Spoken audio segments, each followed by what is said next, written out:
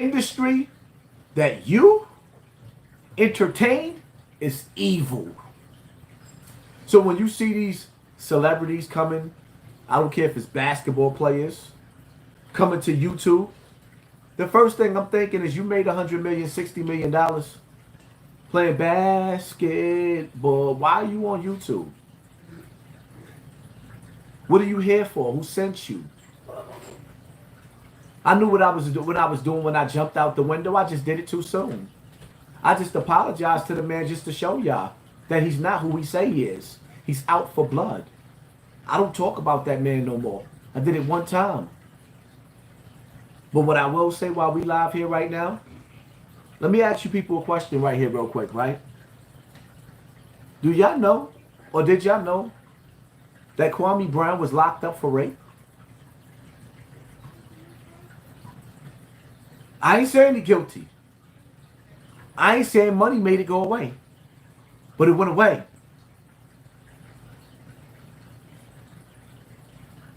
Did you know he was locked up for rape?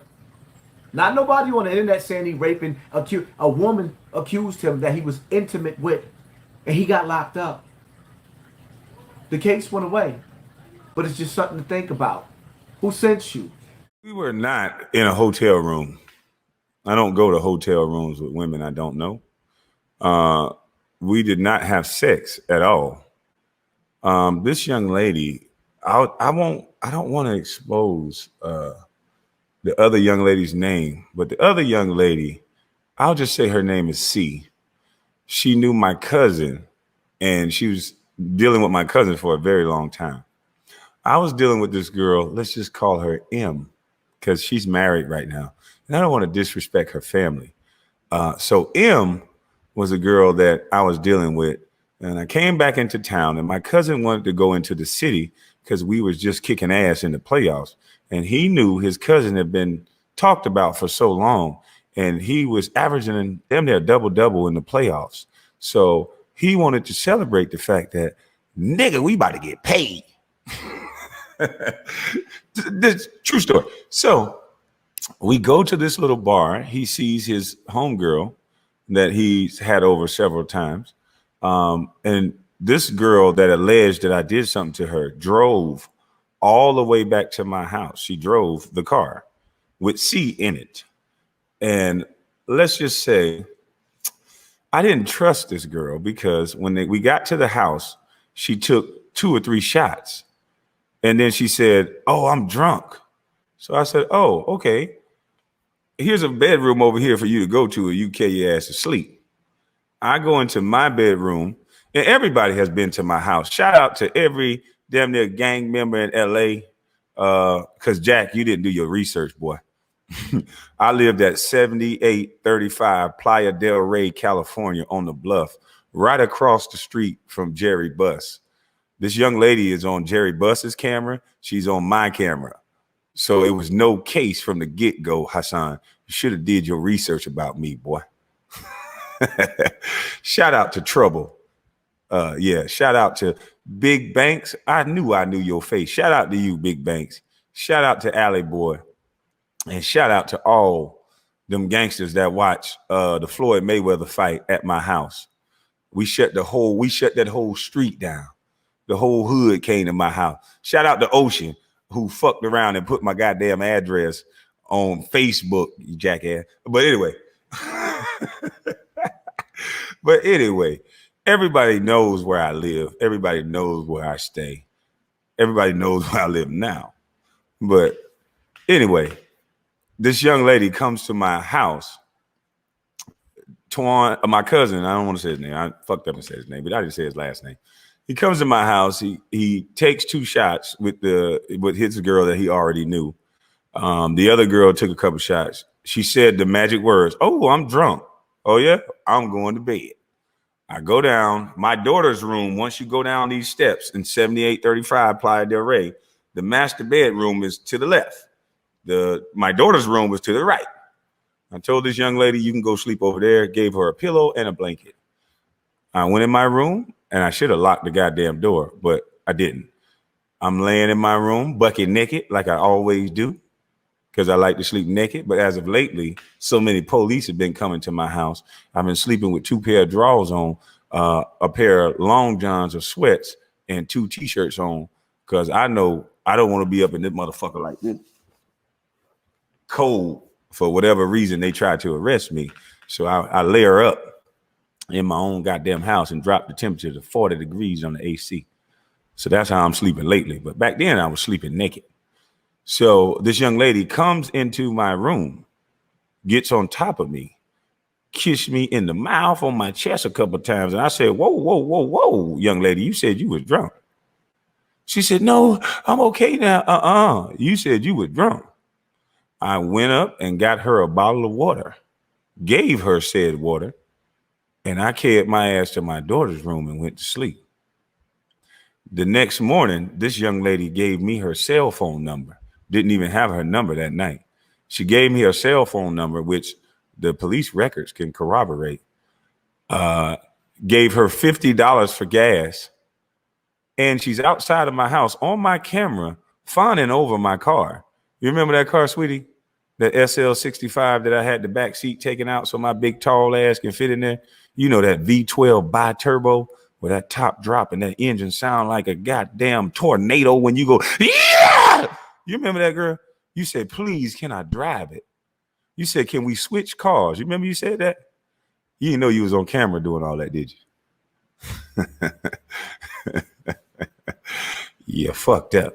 But anyway, you were not only on my camera, there's a dentist or a pharmacist that lives directly across the street, and his cameras go across the street to my house and over the bluff, and you was on his camera too.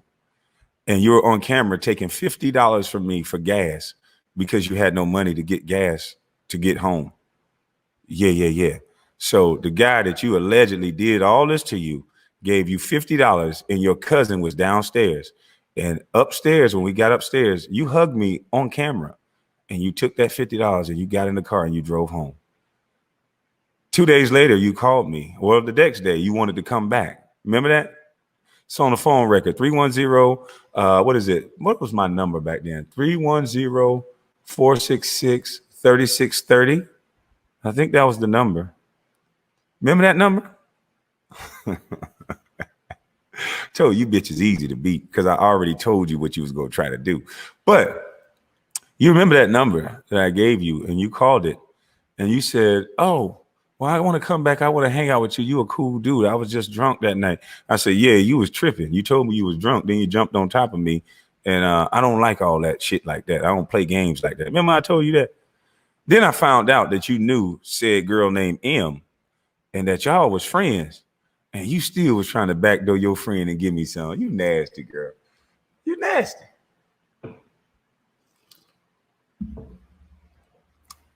You nasty, girl. You still tried to. You said you can have me too. You was fine as a motherfucker though. And it's sad that all this came about and I ain't even get none. My penis did not go nowhere in you, and you know it. We could take a lie detector test, lady, because I'm not somebody else. I don't got no publicist telling me don't talk. The truth gonna stand. Me and you, baby, if they drag you out, we could take a lie detector test, and you know goddamn well this penis didn't go in you, girl. You know you lying. You know I got you water and I gave you $50. And if you say this on a lie detector test, you should be able to get the same amount of time that they would allegedly gave me. Now, are you willing to do that, young lady? I bet you won't pull me. Yeah. So you called me the next day, and I found out that you knew this girl named M that I was very fond of at the time, because everybody else alleged that I was engaged and married and all this other bullshit. No, I wasn't. This woman that had my children was 1,000 miles away. And my grandmother told me, if you love a man, you don't leave no man by himself. So I stick to those principles. I don't care who like it. I listen to grandma and my mama. That's what they told me. A real woman who love a man, especially with a bag in his pocket, you don't leave no man by himself that you care about. So she was doing whatever, and I was doing whatever. So I was very fond of this young lady named M. When I found out they was friends, I told this young lady, no, you can't come back over here. I'm not going to do this girl like that. This girl actually liked me. True story. So this young lady called me 3 days later, and she said, oh, well, I just think you owe me an apology. But she had the cops on the phone, allegedly. This is the story that I got because I wanted to sue this young lady. I was so pissed off about what she said about me when I had young daughters, and I don't play shit like that. So I was trying to find if she had any dollars in her pocket. So I hired a private investigator, and that's when I knew she had college trouble, allegedly. But we could find out the truth. But allegedly, you had college tuition troubles. Yeah. So this was your big break to lie on a celebrity. And that's sad, young lady. That's real sad. I got daughters. See, that's why I don't believe all women, because I know you a lying woman, because I forgive you now. But this young lady got me on the phone. She had alleged LAPD on the phone. She kept saying, no, I'm not saying we had sex. I just feel like you need to apologize to me. I said, Shaggy, Scrooby, apologize for what? I gave you water and $50 to get home. Oh, I know I'm not saying you did anything wrong, but I just feel like I'm not saying you R-word me, but I said R-word. How can I R-word you if we didn't have sex? And she goes, oh, well, no, I'm not saying that. I just feel like. I said, well, I don't got nothing to do with how you feel. I said, but you're trying to get me to apologize for what exactly? Oh, no, I just feel like, just being in that situation and I took shots and, I said, you got on top of me. Yeah, I know, but I just feel what? And so allegedly the cop told me a couple days later, or attorney told me allegedly, that had you apologized to this girl for anything, you would have been arrested right there on the spot. The case didn't go anywhere because it was no case. I don't have sex with girls that say they're drunk. The moment that come out of your mouth, especially when I don't know you, because I didn't know her. And you was lucky I let you sleep into my house. You was lucky.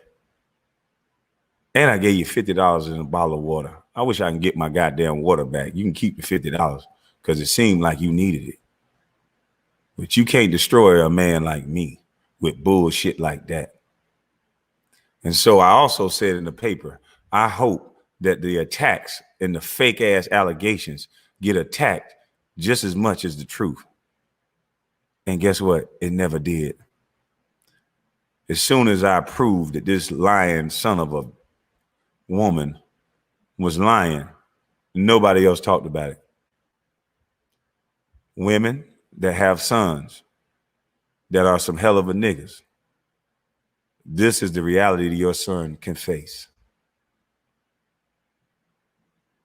Our female counterparts can become successful and they can have sex with whomever they want. They can have sex with consenting adults and it not be an issue. Men are not going to say a woman raped them, R-word them, sorry. Men are not going to say that.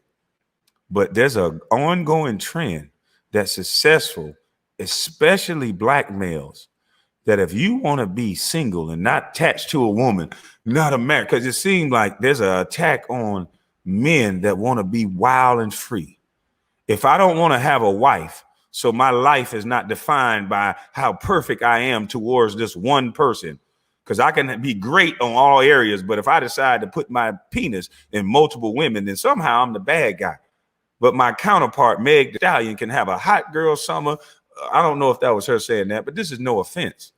But women with money can go out and act like the best version of any man. But men with money better go become a pastor and better stay with one woman and bet not slang that dick. Or a case like this could happen. And it's a setup because it's believe all women, even when they telling a goddamn lie. Ladies, you better be careful the rules and the parameters you allow to happen because you got sons in that goddamn house. You know that, right? What's up, y'all? It's me, it's Mel with the Lip in the Gap, Mel the Lipstick Diva. The guys are still fighting. Um, this is so crazy to me. I'm definitely glad Kwame was able to break down what happened because it appears that Hassan went back all the way back to 2006 and dug up some dirt on Kwame. Okay. I know a lot of y'all will say, well, hey, when Charlemagne the God came at Kwame, Kwame dug up his old dirt.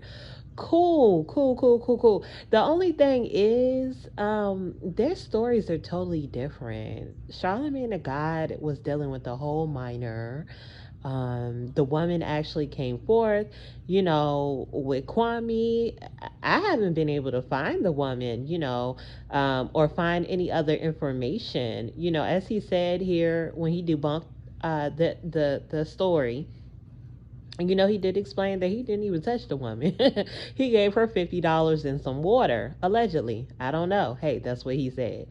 It's just sad. Like Hassan, you know, hey, he out there for the money. That's all it is because Hassan is on my timeline more than I've ever seen him on my timeline in the past few months.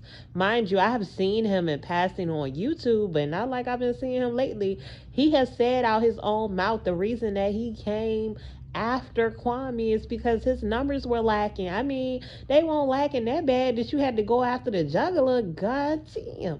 How long will they continue to fight? Who knows? But this was real serious to go after somebody about these type of allegations. Whoa, whoa, whoa. But hey, I guess it ain't no fairness in fighting. You do what you got to do to take the other opponent down. Ain't that right? But y'all let me know what y'all think down in the comments. It's me, it's Mel with the Lip in the Gap. Mel the Lipstick Diva. Lipstick Diva.